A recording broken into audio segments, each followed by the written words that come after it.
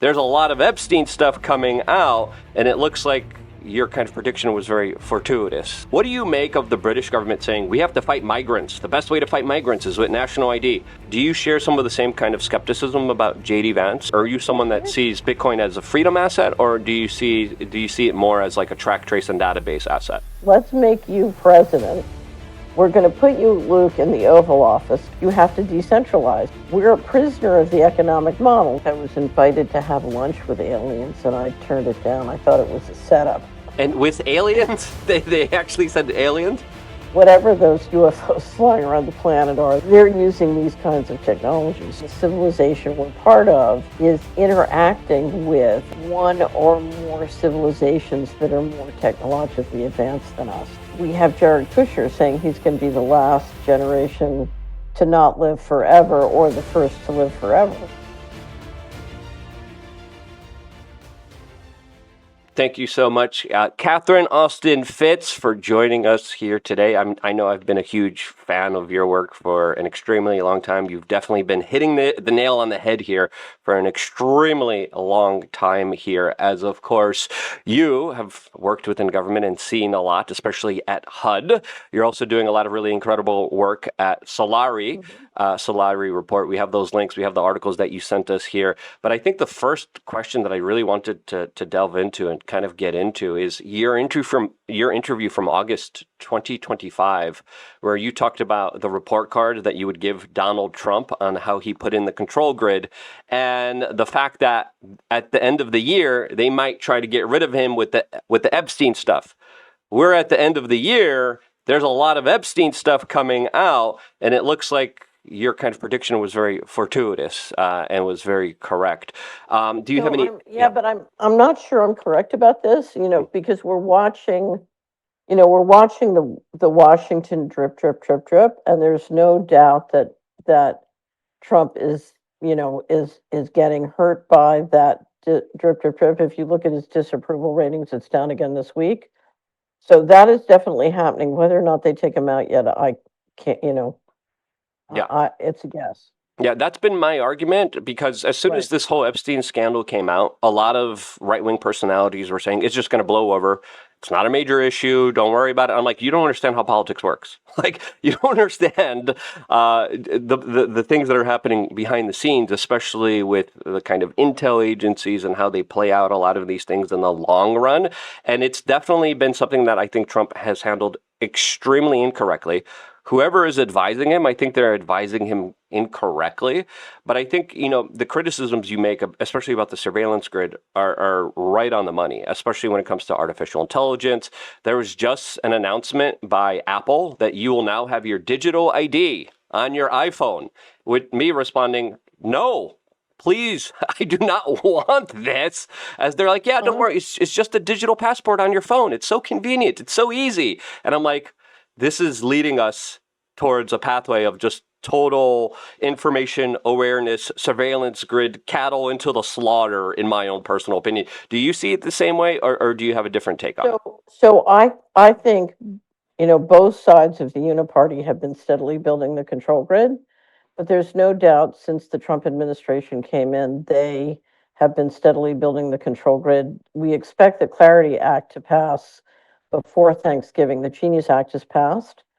And if there is an argument to be made that Vance is being positioned to move into the presidency, it would be because if you look at what it takes to lead the stablecoin and asset tokenization effort globally, if you are going to try and switch from a non-programmable money to a programmable money, and not just do it in the United States, but worldwide, Vance is better positioned to lead that effort than Trump. So if a switch happens, then I think it's because the team that wants to create, to institute programmable money in the control grid and use it to maintain dollar dominance worldwide sees Vance as the horse to ride. Yeah. Now, a lot of people on the right are very big fans of J.D. Vance. They kind of see him as the kind of predecessor to Donald Trump, the next kind of in-line person. But for me, I'm just a little bit skeptical of it personally. For me, it's like too perfect, right? It's too movie-esque in my own in my own opinion. Do you share some of the same kind of skepticism about JD Vance, as a lot of people have been bringing up his ties to Palantir and other major type of technocrats as well? So I can't personalize this. Let's make you president. We're going to put you, Luke, in the Oval Office. So President Luke is in the Oval Office. We're ending the Federal Reserve immediately. The Federal Reserve banks ended. No, we are not. I'll tell you why we're not going to do that, and you're going to agree with me. We're not going to do that first. So you have $6 trillion a year of expenses. You're spending $6 trillion a year. You're getting $4 trillion of revenues, and you have to borrow $2 trillion, which means the bankers have you over the barrel. Oh yeah. So yeah. you don't have agency. You are not a principal. You are in a debt trap, and you have to do what you're told. Yes. So you can't. It doesn't matter who we put in the box, and there, yes, there are incremental differences and incremental changes, but whoever you put in the box is going to be in the same debt trap. And if you've ever heard, I don't know if you've ever heard my red button story, but it's a very famous story. Everybody in America wants their check. So you're over a barrel because the people want the check and the bankers hold the checkbook. Right? Yep. Mm-hmm. So all solutions require that you get out of that trap. And you can't get out of, if you want to get out of the trap, and economically it's possible to get out of the trap, but you need 3,100 counties in America to change what they're doing and how they're doing, and every county is different. So there can't be central control. You have to decentralize. And of course, that is anathema. Everybody in Washington gets their political contributions from centralizing more of the economy. Right? That's why you have this giant sucking sound into Washington. So we're a prisoner of the economic model. Now, if you look at the tech bros, they're trying to change the economic model to one where they institute programmable money. They use it globally to stabilize and dollar dominance. And they're offering a solution which you and I know is slavery, and we have no interest in it, and I don't think it's going to work. But that's the push. The push is to replace the current dollar dominant system, that came up under the Bretton Woods with a technocratic control system, but continuing the dollar. Yeah, Donald Trump made some very interesting comments about this. I don't know if you saw this a couple of weeks ago, but someone asked him during a summit about cryptocurrencies and Bitcoin, and then he kind of came out and shocked a lot of the crypto bros and saying maybe we'll use Bitcoin in order to deal with the federal debt that we have. What do you make of his answer saying that specifically? To me, it's not clear what he means. I mean, part of the problem is when you have, anyone from Donald Trump to Larry Fink talking about the financial system, they're speaking very conceptually and the nuts and bolts aren't clear. And a lot of times, to me, it doesn't make sense. Now, we've done a really deep dive at Solari on stablecoins. The Genius Act is passed.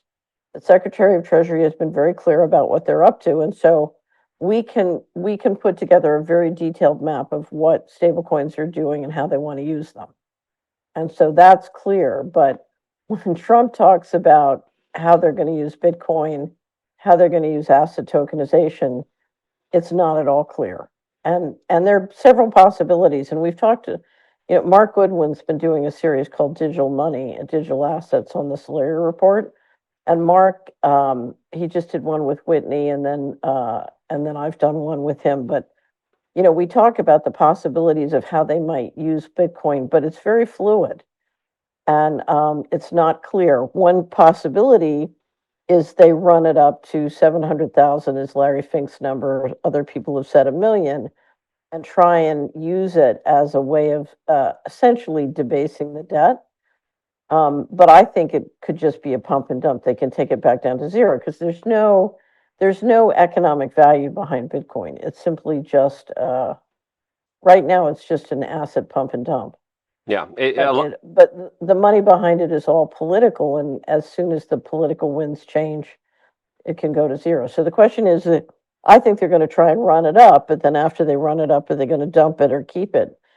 Mark thinks they're going to keep it up. Last time I talked to him, I think they're going to dump it. But either one is possible, and I don't think they necessarily know.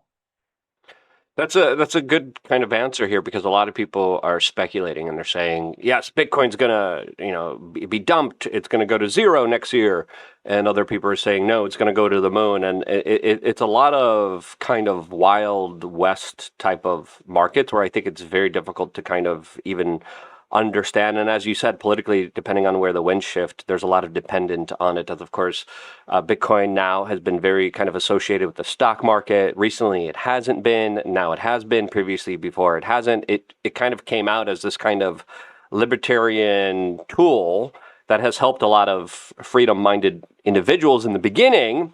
And now we're kind of seeing this administration kind of, use this platform to the fullest. Some people are happy about this. Some people are not happy about this. What's your assessment? Are you someone that sees Bitcoin as a freedom asset, or do you see it more as like a track, trace, and database asset?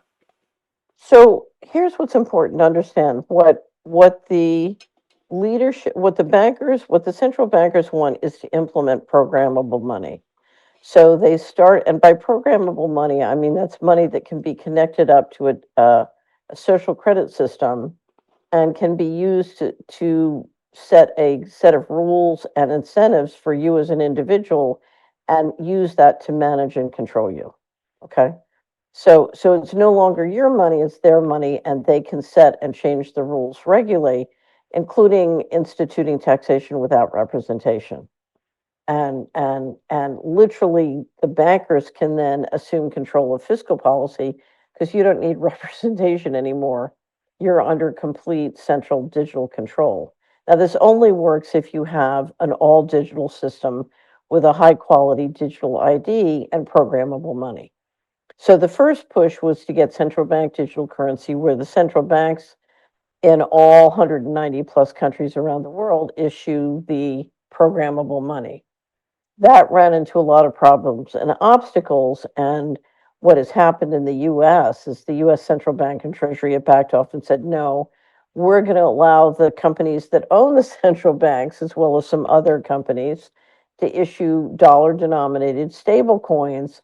And they're going to work under the Genius Act with a pipeline at Treasury, which if you look at how it works, it's designated for know your customer and money laundering, but in fact, it can be used essentially to plug in a full social credit system, is my interpretation of the pipe they've created. We have a great article at Solari on the Genius Act and its implications for financial transaction freedom. If you just do a search for that title, you'll pick it up and understand why I think stablecoins are the new CBDC. It's, instead of the central bank issuing the CBDC, now the banks that own the central bank will issue the CBDC. It's sort of like meet the new boss, same as the old boss.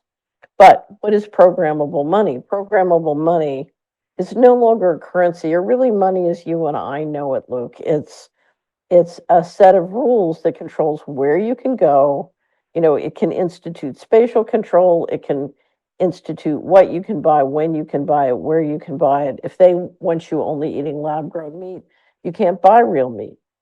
Yep. So, and again, this only works if you have a digital ID, a high quality digital ID system like the Real ID, and you get it to go all digital, and you have programmable money, and you have the kind of AI and data center capacity they're building so that you can manage the huge amounts of data that flow in and have to be managed, in a very timely basis. So it's a very ambitious project.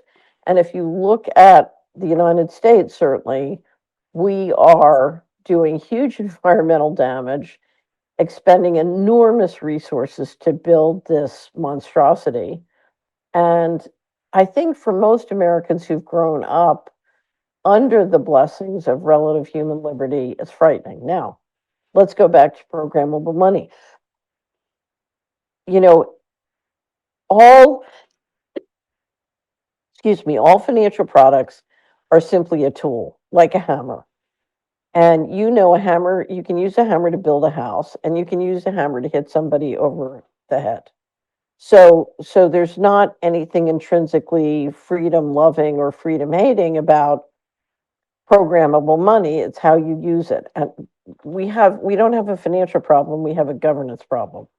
And you have a secret governance system and it wants total control. That's the problem. And the challenge with Bitcoin or anything on a distributed ledger is it is intended to be used for control. And you have all these wonderful people who've been very excited about the possibilities of digital money. I was one of them in the 90s when I first started to build. We used the internet to kind of revolutionize a portion of the mortgage markets, and we discovered the internet, and we created something called just-in-time money that was going to be all digital on the internet. And I remember how excited I was about the possibilities for financial freedom and for building prosperity. I remember being very excited. The problem is I discovered in a very ugly way that the system was totally centrally controlled, and those kind of things would only be allowed if they served more central control. And so I've always believed that Bitcoin was a prototype to create programmable money on a distributed ledger that could be used for a variety of control. Now, if you look at the whole crypto ecosystem, Bitcoin was just the first prototype, and it turned out, instead of being a payment mechanism, it turned out to be a asset pump and dump. There are other cryptos that have been true to form and are payment mechanisms. And then, of course, we have asset tokens and meme coins. So it's a big ecosystem. All of these things could be very useful or at least fun. The problem is in an all digital system where the programmable money is hooked up to a social credit, they're a tool of control. And so I don't know. Right now, our total focus with Solari, we have a 60-day cash campaign, which will be followed by a Christmas cash and coin campaign. Our focus is on encouraging people to do everything they can to command real assets, but also to keep their analog transactions alive. Because if the analog system, whether it's cash or coins or checks, is healthy enough, it's going to be very difficult to implement the digital control grid. Yeah, you bring up a lot of very important points because they don't need walls outside of those 15-minute cities. They just need to make sure that your credit, your Fed coin, can't work in anywhere outside of your little control grid. Your Uber, that is now a community Uber that is shared by everyone, can't go out of that city. And then, of course, this is just creating a total information awareness type of program that we know companies like Palantir kind of took over after the CIA tried to do it after 9/11, and it didn't work here. What do you make of the British government saying we have to fight migrants? The best way to fight migrants is with national ID. Trump and Kristi Noem kind of made that same argument, saying, no, we need to have real ID. We need to have real ID so we know where the Americans are and who's illegal, and we need to know how to deport them. And I'm like, that seems like just an outright lie and just the perfect excuse in order to roll in this kind of control grid. So what we have is a group of mega rich and their representatives essentially leading a coup. Because what we're talking about is instituting something that is in violation of our Constitution in America or the basic laws in Europe. Okay? So when the mega rich institute a coup, how did they get people to buy into the coup or go along or not resist? They turn everybody against each other. Yeah. And of course, we've known that they engineered dramatic immigration over the last 10 or 20 years, all designed to get the domestic population to hate the immigrants and the immigrants to fear the domestic population. And that's all part of the divide and conquer. And of course, you use the divide and conquer to give lots of excuses on why everybody should go along with the mega rich having more dictatorial power and being able to implement the control grid leading to the coup. It's a ploy. Yes. And you need different ploys. You need ploys for the right, you need ploys for the left, and the immigration and election fraud have been very effective ploys on the conservative side. So Yeah. I just see that as yet another ploy. Yep, because they say the elections aren't safe. We need to safeguard them. Now we need to, of course, make everyone have this type of federally registered identification system that now goes into your IRS records, that goes into your DMV records, that goes into your Amazon purchases, your because you know in China they kind of do it in a very direct way. For me, what they're doing in China is kind of the playbook of what they tested out to see what works and what doesn't work, how far they could push it, how far people will resist it. But for me, China was always the kind of perfect globalist playground for the elites to say, yes, we're going to push it as far as we can. Now, other people make the argument that China no longer is playing along with this, that they're just kind of using it for their own kind of benefit, that they broke away from this kind of globalist control. What is your understanding of kind of China here, because they seem like the kind of forefront when it comes to digital ID, finding people for jaywalking without even needing to do anything other than scan their face. There's a whole bunch of facial recognition that the United States is now trying to implement, especially now at TSA. People don't understand that those are voluntary. Now they're doing it at passport control, even if you're an American citizen. And I remember going through passport control, coming back into America, and the guy's like, okay, we're going to scan your face. I'm like, no, you're not. I'm like, is this voluntary? He's like, oh yeah, it No, is. Yeah. if you walk up and you say, I'm an opt-out, they immediately respect it. You just have to use the magic word opt-out. Yeah. So I think China is different.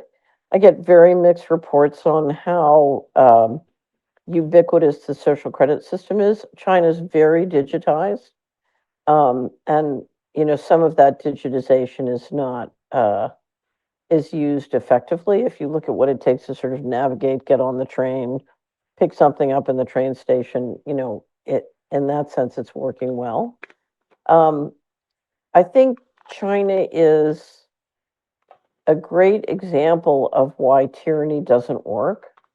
You know, I know of so many people who love to get out of China and get their money out of China. I don't know China as well as I know Hong Kong. And I studied for a year in Hong Kong when I was in college. And Hong Kong was really one of the most amazing cities of the world. And it always ranked number one on the charts of the most innovative cities. You know, it's a port and people come from all over the world, and it had the most dynamic culture, and everybody was always positive and upbeat. I went back in 2018 to visit and took a tour of Chengchi University, my old college. It's part of the Chinese university system. And Luke, seeing the grief and the sadness in the students, and how, you know, people just felt they had no future, it was hopeless. And to see Hong Kong going from this lively, vital, you know, sort of free place to feeling the tyranny coming in. You know, once they put the bridge up to the mainland, you could really feel the tyranny come in. And I was there in '96 when the handover happened, and then to come back in 2018 and feel you know, all the life went out of the place. And I hate to say this, you know, every time I live half the year in Europe, so I'm a little bit more than half the year in the Netherlands, and whenever I come back to the United States, I feel it's not so much the tyranny like you feel and the fear the way you felt it in Hong Kong in 2018, but I feel the mind control. I mean that if you look at the entrainment technology and the mind control and the propaganda, it's I just feel, you know, it's just terrible. So the tyranny is really hurting.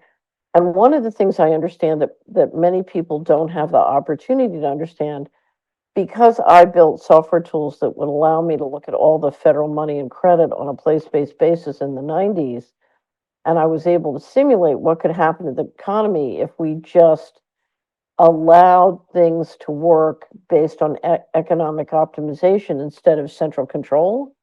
What I can tell you is the the the possibilities, the wealth building possibilities of freedom, if we could really revive freedom in America, is phenomenal.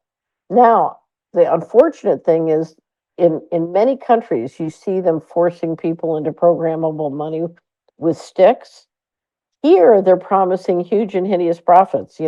Come into crypto and we'll all get rich. And if you don't come into crypto, you'll be broke. And, I mean, you listen to the pitch as well. Hmm. But it's kind of, it's a honey trap. And they're throwing huge amounts of money at people to get into the honey trap. Yep.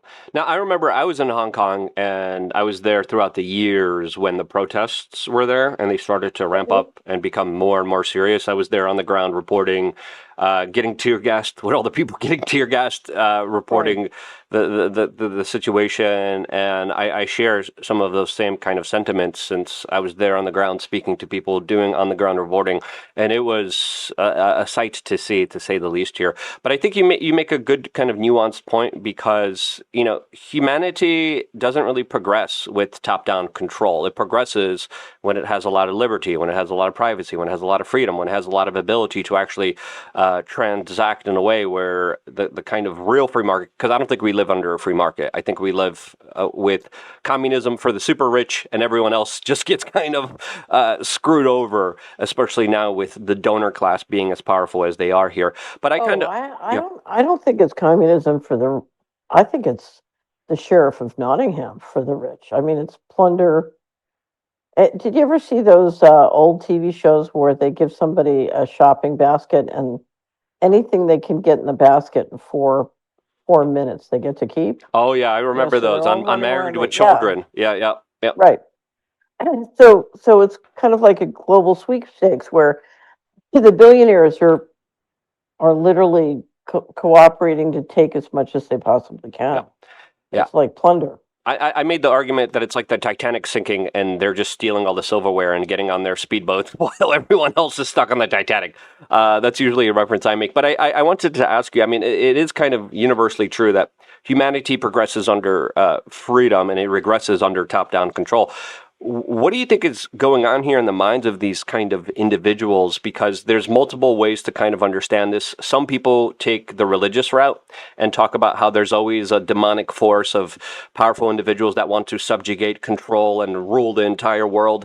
Other people talk about just normal human psychology. But what do you think is behind the scenes of this kind of push to subjugate and control all of humanity?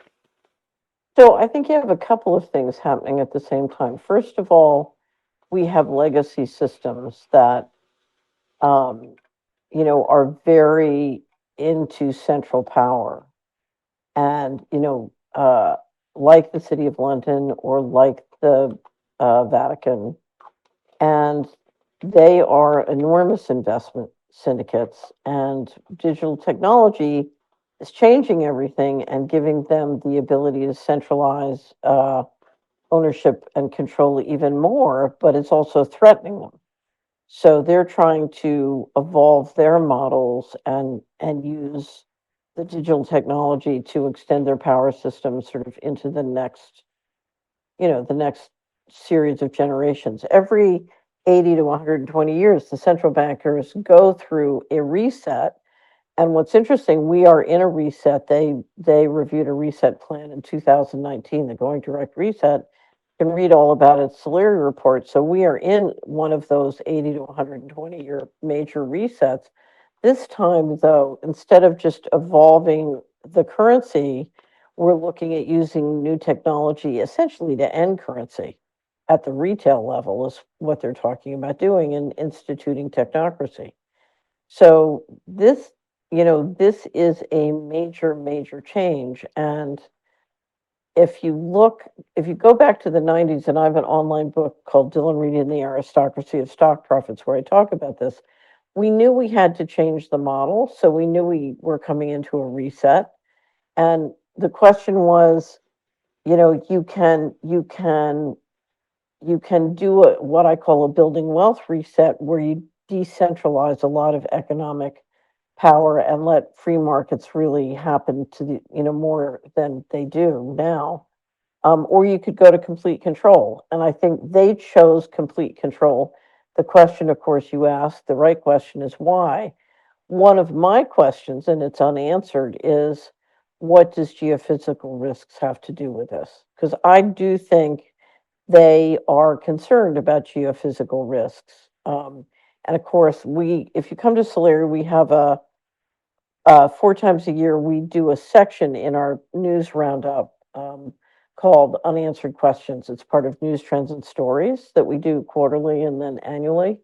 And we have, during the Unanswered Questions, we have deep dived every possible theory on what the extreme geophysical risks they're concerned about. But I do think that was one of the things that pushed them towards doing the, complete control model. Yeah, and you really do see a lot of the legislation, a lot of the technology just slowly kind of creep in. This is something that I've been kind of screaming about for like 20 years. I've been telling people ever since YouTube was bought up by Google. I was like, watch out, we're going to lose speech. It's going to be policed here. You're going to lose your rights. I'm kind of numb to it because of how long I've been covering it. But I wanted to get your assessment of where we are now when it comes to total enslavement, and what's the next step from here? I never say they're going to succeed. Yeah. I never predict that. I don't think they will. So I think they're trying, but I don't think it's going to succeed. Yeah, most lunatics and psychopaths fail. And when we look at history, it's always the evil forces that look like they're about to just take full control. And then the forces of good kind of come in last minute and always kind of save humanity. That's always kind of the historical trend that I personally see. Right. Yeah. So here's the thing, because I do think there's psychopaths in the mix. So if you look at 1 to 3% of the population, I do think, we have a percentage of the population that does have a psychopathy problem. So I think that's definitely in the mix. But I also think you would be shocked to really understand the extent to which the general population has supported the move to to central control. If you look at who's building the control grid, it's not the mega rich, it's millions of people all around the world, including in Europe and the United States, who go into work every day and build it, and then come home and buy from the companies building it, or bank with the companies building it. Or, if you look in their IRA and 401k, they're making money and financing the people building it. And so I don't think the problem is that the mega rich are building the control grid. Problem is all of us are building the control grid and financing the control grid and supporting the control grid and admiring the people who are building the control grid. So we've got to the day we stop supporting and financing the control grid, it stops. Mm-hmm. And it's not the mega rich, it's not them, it's not the leadership, it's all of us. I mean, I'll sit in these audiences of 1,000 people, and someone will stand up and say, "What are you doing to stop the control grid?" I'm like, "What do you mean, we, white man, or me? I'm doing everything I can." But if you look at this audience of 1,000 people, you're going to work in building it. You're, buying their stocks and supporting them in your 401k and IRA. You're buying from them. You're banking with them. But what do you want me to do? I can't fight all of you. You're 1,000, I'm 1. Yep, that's very true, and you bring up a good point. But I wanted to ask you, I don't know if you thought about this, but what does victory look like, and what steps would you like to see humanity take from here? Because I think there are a lot of like little things we could do. Like I always chastise my friends if they have like an Alexa, but now everything's an Alexa. like your microwave is an Alexa. Your fridge now shows you advertisements. Like it's just like how do we get out of this? So you just stop. We have a great article at Slayer. We're going to republish it for Christmas called Coming Clean. And what you need to do is you need to go through your income statement and your balance sheet and your time. And it's like having a tapeworm. You detox, right? Mm-hmm. If you have a tapeworm, then the way a tapeworm, I don't know if you've ever studied how tapeworms work in your body, but they inject into you a chemical that makes you eat what's good for the tapeworm and bad for you. And so what you need to do is like not fall prey to the injection and then start to detox and get rid of them. So, if you got a job building the control grid, go find something that's not building the control grid. If you're banking with the banks that are building the control grid, we have a great article at Solari on how to build a great relation or a good relationship with a great bank. Come in and figure out how you can get yourself the kind of high quality bank or credit union that you deserve. Stop purchasing from the companies who are building the control grid. I mean, I can give you hundreds of examples, and then look at your savings in your balance sheet. Stop financing the companies building the control grid. Get them out of your, detox the tapeworm out of your mind, your body, your finances. I mean, start buying your food from a local farmer and the local farmers markets, and stop going to a grocery store and buying poison. Yep. So there are many things, and the first and most important thing you can do is keep the system from going digital. So use cash as much as possible, encourage other people to use cash. We have a 60-day cash campaign going, and after that, we're going to do the Christmas cash and coin. But and then protect your finances, because these guys are going to try and inflate away the debt, and that means you really have to have your savings based in real assets and not get yourself in a debt trap. Yep. So if you can pay off your debt, great. If you can get invested in real assets, whether it's, a home that works for you where you're healthy and comfortable, or precious metals, or investments in people and companies that really add value in the real economy, and on and on and on. Yep. So get real, and get grounded, get real, get resilient. We could go through patches here where, the power goes out for 2 or 3 weeks, and because the data centers need the power, they need the water, and you've got to be able to make it and turtle through those kind of periods. Yep, absolutely. And I always tell people, the world is very volatile, and to always be prepared and to be personally responsible. My advice for people is always, the best currency you could have is social currency. And I'm like, go get to know your neighbor. Go get a pie. Give them a pie, go say hi to them, get to know them, because that's going to be the most important kind of relationship that you could barter with, trade with. I just got chickens myself. I got my plants, I got my vegetables, so I'm doing all that. I'm going to, start documenting that a little bit more. But, I have your article here pulled up on missingmoney.solari.com, talking about how $21 trillion is missing from the U.S. government. I really want to get into not just the underground bases, the tunnels, free energy stuff, but for me personally, I do believe that there's a big potential that there's going to be a kind of currency collapse under Trump's administration. And I think the next step would be, oh, look, we have this digitized token, social currency that's going to fix everything. That's going to be your new information petrodollar. Because they did say, information is the new oil. And it only makes sense that this would be the next trajectory. Do you think that's a fair assessment to make here, or do you think that's a wrong assessment? No, I don't think there's. I mean, anything's possible, but I'm not a great believer that we're coming into a big bang currency. Mm-hmm. What we're coming into is what we've been in for 30 years, which is steady debasement. So your problem is going to be inflation. And everybody's going to try and talk you into crypto, promising you huge and hideous profits. Yeah. So I think programmable money is going to be sold much more with honey rather than a stick. Yeah. Instead of 1984, it's kind of a Brave New World type of scenario where they get you through comfort. No, it's kind of more like the Truman Show or the Stepford Wives. It's kind of a weird and creepy, but throwing profits at you. So, but there are many possible scenarios, and there's no doubt that the dollar has been falling in terms of percentage of reserve currency, but it's still quite dominant. Yeah. So I don't see.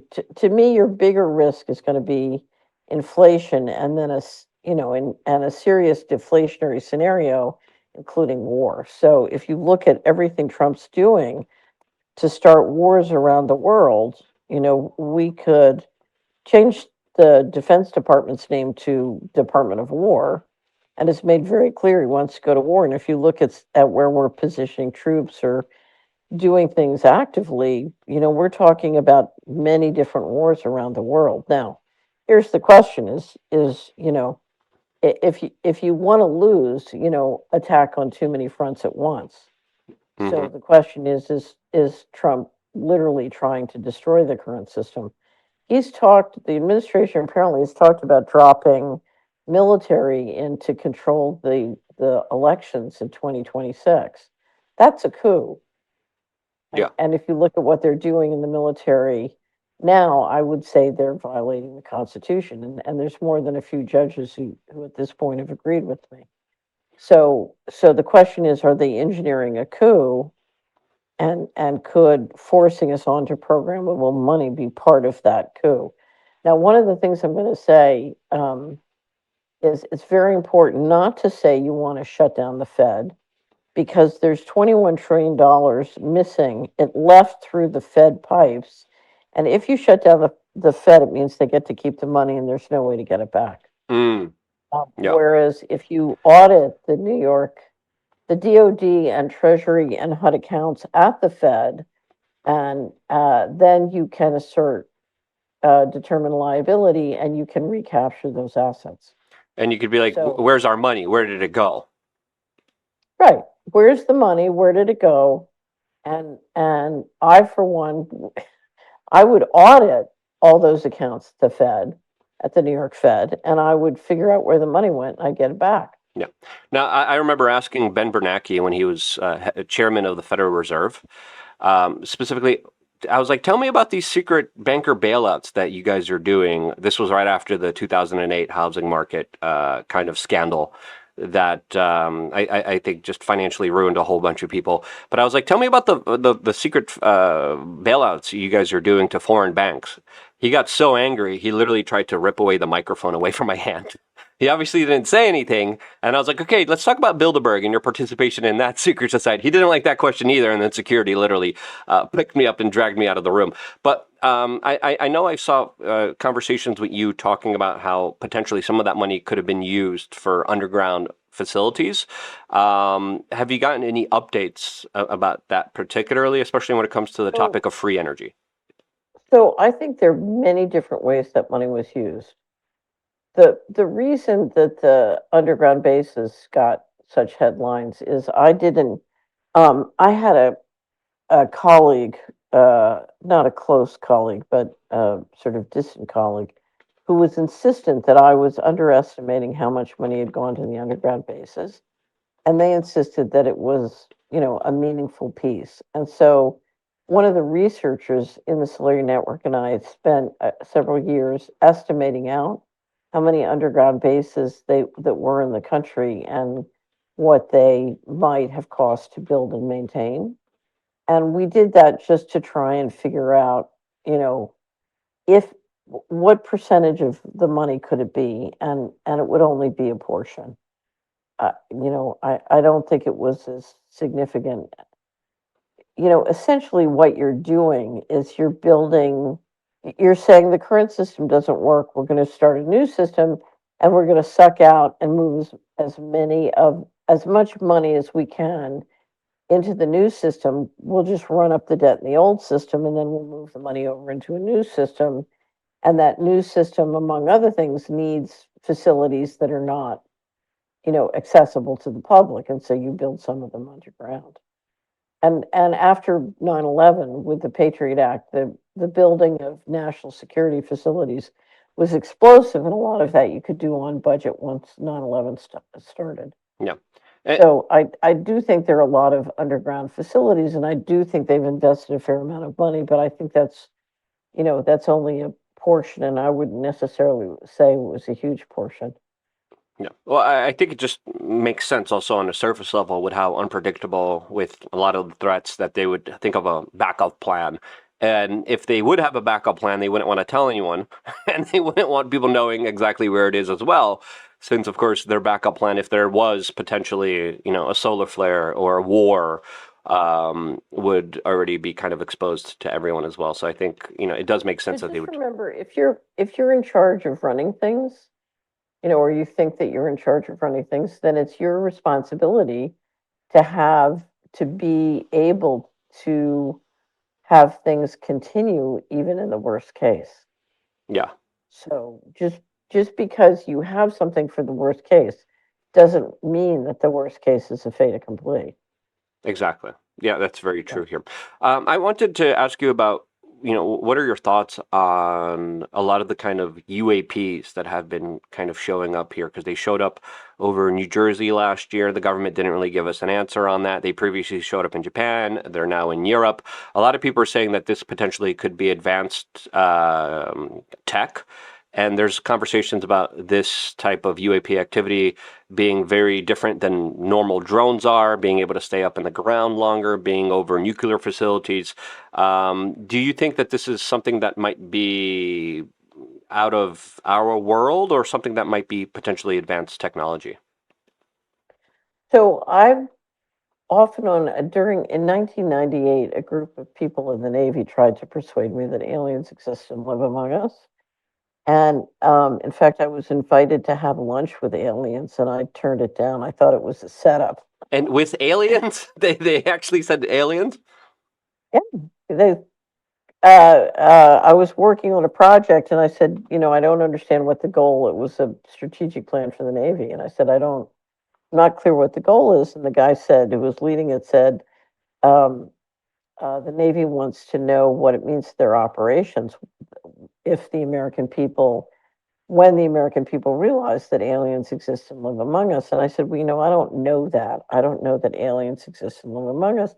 And he said to me with a dead face, he said, would you like to have lunch with some aliens? And I said, I'm just managing too much risk now to be seen lunching with aliens. And in my mind, Luke, I saw myself checking out at the grocery store, and there's the National Enquirer, and the headline is Fitz thinks she's lunching with aliens. And I thought, this is how they're finally going to get me. This is in the middle of litigation with the Department of Justice. So I figured this is not a good look. Anyway, I said to him, I'm really dealing with too much risk to be seen lunching with aliens. Are there any books I can read? So I'm a speed reader. And literally over the next year, I read every book thought to be credible on the topic of, at that time, UFOs. And the reality is where I'm good is mapping out the money in a situation and using that as a tool to figure out whether it's the mathematics of time and money and other resources, what's reality. And that phenomena does not lend itself. You can map out the money all day long and it's not, it doesn't lend itself. It's too it's too either paranormal or off planet. So anyway, so off and on throughout the years, I've gone in and looked at this as part of unanswered questions and talked with a lot of people, read a lot of stuff. And what I can tell you is true is that literally you and I and the civilization we're part of is, is interacting with in a covert way one or more civilizations that are more technologically advanced than us. Now, that one or more separate civilization could be what we call the breakaway civilization, which is, when I said they're leaving the system and starting a new system, it's just a group of humans who've decided to go really, really fast and operate on a covert basis. So that's one thing. Or it could be humans who do live on another planet or the moon or whatever and have the technology to travel between the two. There's some people who say, okay, this could be time travelers. There's some people who say um, it could be a demonic phenomena. So there's no, um, there's no people coming from different planets or different solar systems. They are just, coming between dimensions. So we have a great Solari report called Who is Mr. Global, where we go through all the theories. And here's the reality. I have no idea what's true. What I do know is I've seen plenty of UFOs. I drive around the United States a lot, so I've seen plenty of them. But whether they're ours or, belong to a breakaway civilization or somebody else, I have no idea. Yeah. Now, if you had to give an answer, if you had to just tell you what your gut is telling you, I'm kind of curious what you would think, because there's a lot of very interesting chatter from this administration.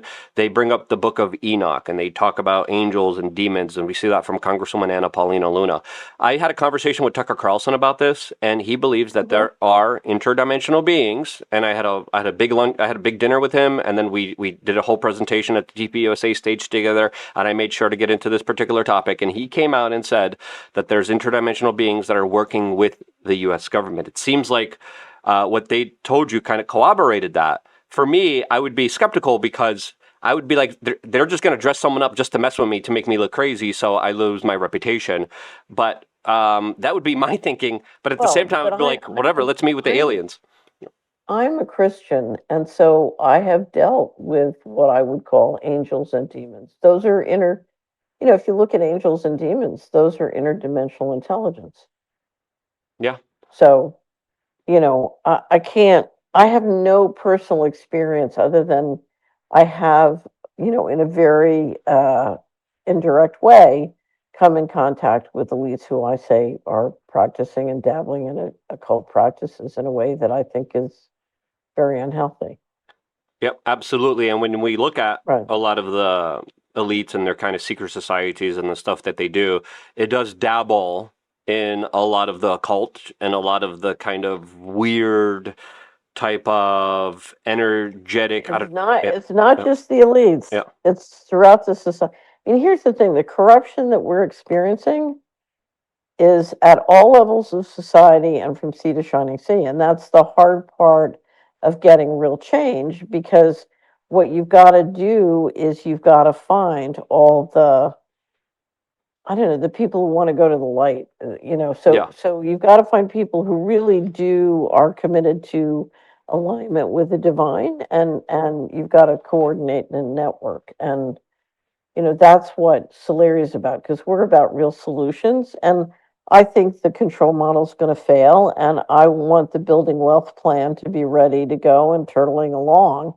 as it does fail, because we need, particularly for the young people, we need young people rising up and building productivity and wealth and building the kind of future we want to live in. And we don't want to live in a slavery system. And so we can't wait. We've got to start building the world we want to live in now. Absolutely. And I want to ask you about free energy, but this topic also fascinates me because I had my own encounters with what I believe to be like spiritual, demonic entities out there as well. And I do believe there's a lot of bigger truths to this.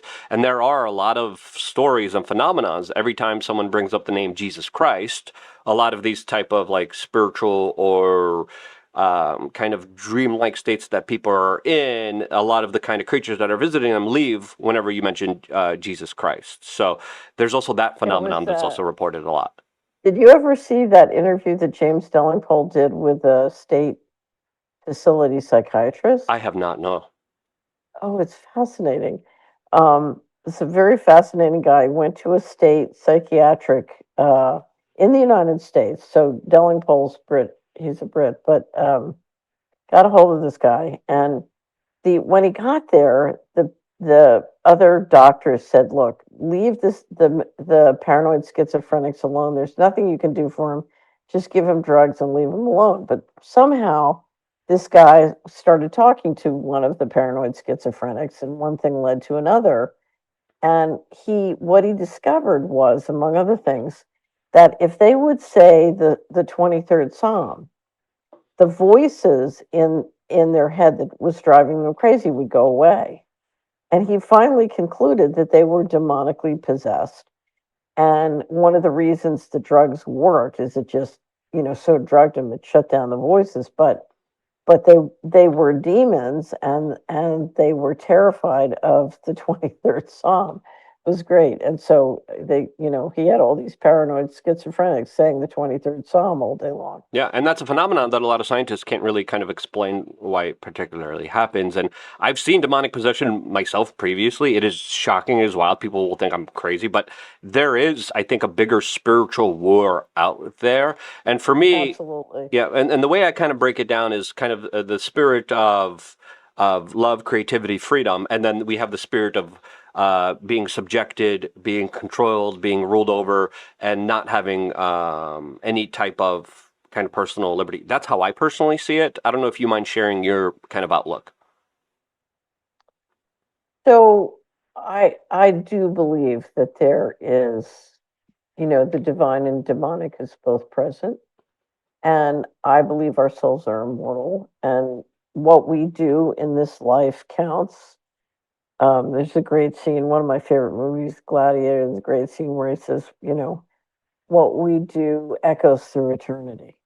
I remember once I had a wonderful associate who was a Buddhist and believed that you could, by acting sort of rightly in this life, you could turn around the karma in your family 7 generations forward and 7 generations back. I thought, wow, that's real leverage. But I think we do live, we're spiritual beings in a material body, and we do what we do matters greatly in this world. And we have an option of choosing a path of righteousness and aligning with the divine, which I believe rules the universe, or we can fall and we can essentially align with the demonic. And what you're watching is we more and more we're seeing leadership by demonic impulses, and more people are trying to figure out how to stay in the middle of the road. And what's happening is there's it's like two arcs of light going through a mass, and one's going to the light, and the other's going to the dark. The middle of the road is going away, and everybody's going to have to choose. Absolutely. I couldn't agree more with you on that. I know we only have you for like a few more minutes, and I just kind of wanted to end on maybe on a little bit of a more positive note. But the last kind of questions that I personally had for you were about free energy. Do you think there's a possibility that humanity will have the access to this type of free energy, advanced tech out there in our lifetimes? And So could that potentially mean a solution towards the problems that we're facing now? so we don't have an economic solution. We don't have a financial or economic problem. Okay. Everything that's sold to you as an economic financial problem is a symptom of a governance problem, which is we have a secret governance system that wants complete control and clearly wants depopulation. Hmm. So, among other things, I mean, we have Jared Kushner saying he's going to be the last generation to not live forever or the first to live forever. Sean Parker, one of the co-founders of Facebook, we have on record saying he's going to live to be 145, and we're not, and he will because he's a billionaire. Mm-hmm. so, I've always believed. So, some of the people at Solari have run the Breakthrough Energy conferences for years that are so amazing, and their material is up under the Global BEM brand, and because we host their stuff on our servers, and they've shown again and again that there are enormous tech or enormously profitable technologies that can provide enormous amounts of energy. I've always believed the leadership didn't want that energy in use because they were afraid you get explosive population growth and it would be much harder to manage society. They would lose control. Do I think, one of the reasons they may want complete control is so that they can use that energy? Wouldn't surprise me if they're using it in the underground bases or in ways that, we can't see. Whatever those UFOs flying around the planet are, they're using these kinds of technologies. So I think that technology is in the mix here someplace, but um, the leadership doesn't want it out unless they have complete control or um, significant depopulation, one or the other. Yeah, and I definitely do see the lines being drawn with a satanic death cult that wants depopulation, and other people who want to promote life, family, and just humanity kind of progressing forwards. Another kind of the last kind of question that I have here, because it just popped up in my head. William Cooper, I remember originally reported on these like huge football-sized craft underneath the ocean moving 200 miles an hour. We have Congressman Tim Burchett talking about them. We have members of the U.S. government talking about them now. Could this be potentially the breakaway kind of civilization, or maybe some of this advanced free energy tech that's been around and at play here for a while? But again, William Cooper, I remember reading Behold a Pale Horse, was talking about this all the way back in the 90s, which is pretty wild. So, yeah, but if you go back through history, you can go back and see paintings. And, if you go through Italy, you see paintings with UFOs in the sky in Yep. 1500s, 1600s, or you studied the airship mysteries in the 1800s. This has been going on for thousands of years, Oh yeah. is what it looks like to me. So I think this is a very, very old phenomena. And the question is, who is it? What is it? I don't, I just don't know. Um, there's one, I don't, have you ever seen the documentary Phoenix Lights, when one of these huge ships comes down the side of Arizona? And so many people see it and film it that you can't deny, that it's real. Yep. Yep. So all I can tell you is that we're dealing with one or more uh, civilizations that have extraordinarily advanced technology, Yep. and much more advanced than we have access to as a general matter. So we're interacting with more advanced civilizations. Yep. Whether they're human or not, I have no idea. And it looks like the dam's breaking, and a lot of people are starting to understand this. Catherine Austin Fitz, this was absolutely incredible. I can't thank you enough for your time. This is our first interview in like a year, and it's an incredible one. If you're out there, go check out the Solari report. We're going to have it here linked down in the description below so you could see all the amazing work that you've been doing. This has been a pleasure. This has been an honor. I know I have so many other questions. I have so many other kind of interdimensional and demonic things, stories that I want to talk about that I've seen, that I talked about to other people. Don't Yeah. forget the importance of the chickens. Yes, yes. I take care of them every morning. I wake up every morning and I take care of all of the animals that I have on my little, property here, and I make sure all of them are attended to. First thing in the morning, I make sure to get sunlight, go grounding, take care of the chickens, Perfect. take care of the dogs, and make sure my first morning routine is.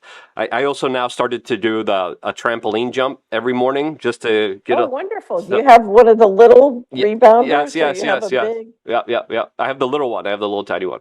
Yeah. So I used to have it. I have these two little houses in Tennessee. I tore them down, one of them down, just country houses. But before I tore it down, I rented it, and the tenant's daughter had a jump king. Do you know what a jump king is? It's got the nets so you don't fall over the side. Yes. And so they had a wonderful daughter who loved to boss me. She's very bossy. So I thought, oh, perfect. I need exercise. She's got a jump king. And so I said, okay, we're going to do a class. So I'll say her name was Beth. We're going to have aerobics with Beth and the Jump King, and you can order me around for half an hour while up and down. It was so much fun. Yeah, a lot of people talk about how like it's a health hack because you're able to like wake up your body. It's like kind of like walking, but instead of walking, you get kind of more benefits just by kind of jumping up and down, and lymphatic drainage and all this other stuff. It's just fun. It's just fun. That's literally my morning. It's like jumping on trampoline, getting sunlight, grounding, taking care of animals. And I can't recommend that enough for the people listening out there. My neighbors see me outside. I wave to them because I have good relationships with all of them. And can't recommend that enough. Catherine, thank you so much. Anything else you would like to say? Anything else you'd like people to remind people? Where else can people go and support your work? I think what I would say is the way solutions are going to happen is one person, one family, one income statement, one balance sheet at a time.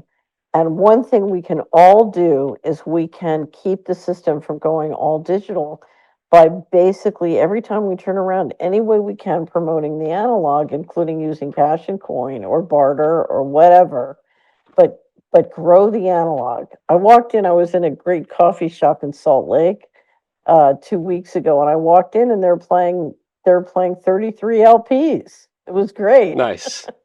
Keep the analog, get, do cash. Just get into cash, do cash, grow your inner analog, because that is going to afford you privacy, and that's going to keep the system from going all digital. Absolutely. Thank you so much for your time. Thank you so much for this interview. Really means a lot to us. Go check her out. Link is down in the description below. Catherine, thank you again. Once again, God bless. Really appreciate you. Thanks, Luke. Have a wonderful day. You too. Thank you. Bye.